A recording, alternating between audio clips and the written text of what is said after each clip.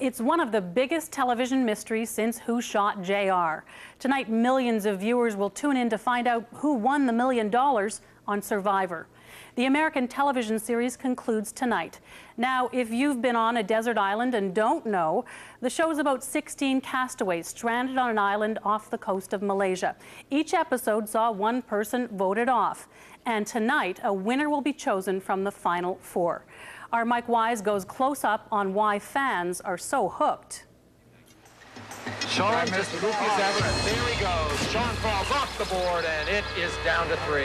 Last person to pass out wins the immunity challenge. Listen. To the uninitiated, it can sound like Survivor fanatics speak their own language. Lying! Evil, tuggy conspirators. Tweedledum and Tweedledee, these guys are so stupid. Just to prove Darwin is right, he has to get voted off.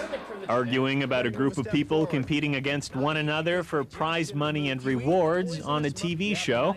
I like Rudy, Rudy? He's a horrible. miserable. No, but that's why I like him. He's a miserable sexist homophobe. He's a miserable grouch. They're on a first-name basis with a group of strangers they seem to know all too well. Colleen's gonna get voted off, and Sean's gonna be too dumb to realize he's next. No one starts watching the show because they go, oh, I really like Colleen, or oh, I really like Rudy, or whatnot. They start watching it because they say, I hate that guy, or I want that, oh, I want her voted off so badly. And that's what got me watching it. Welcome to the world of Survivor, the show that's monopolized workplace conversations this summer, the mainstream arrival of a whole new subgenre of programming, the so-called reality-based TV. It's been popular in Europe and Japan for a number of years, but this sort of living game show is relatively new to viewers in North America. All that changed this summer. Once they get kicked off, ex-survivors become instant celebrities. The only thing they can't talk about is who finally wins. All summer long, we've been following the fate of 16 very real and complex people, watching as they turn into cartoon-like caricatures. There's Sean, the handsome, dumb doctor, Rudy, the crusty Navy SEAL, Susan, the no-nonsense truck driver, and Richard, the scheming villain. Rich is evil.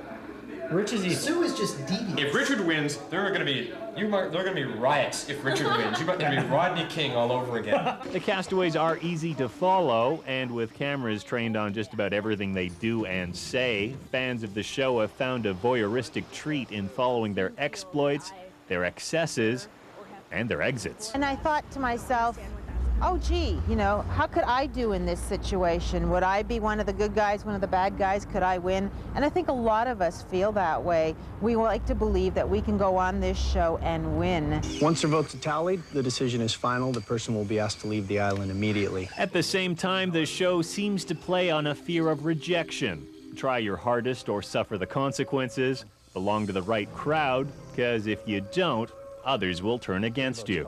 It's a kind of social Darwinistic thing, too. I mean, you're supposed to survive to make it to the top in, whatever profession you're in. And this is something that is a little metaphor on that. Right? I mean, you're on a desert island. You have only you to blame. It's very libertarian. It's very individualistic. And if society rejects you, it's your fault.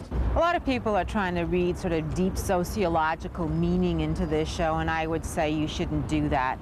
It's very highly packaged.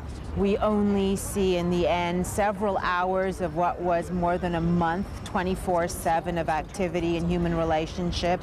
It's very edited, and it's constructed really for maximum ratings. I mean, the whole thing, let's face it, is a lie. Sue could win.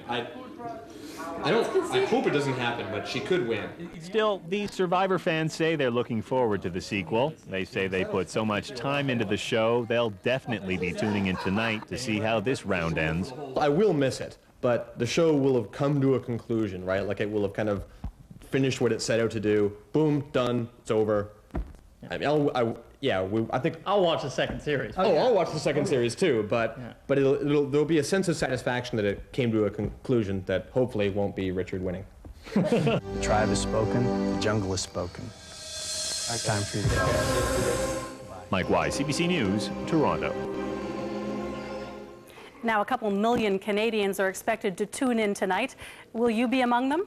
What do you think of the Survivor phenomenon? Give us a call. You can reach us at 20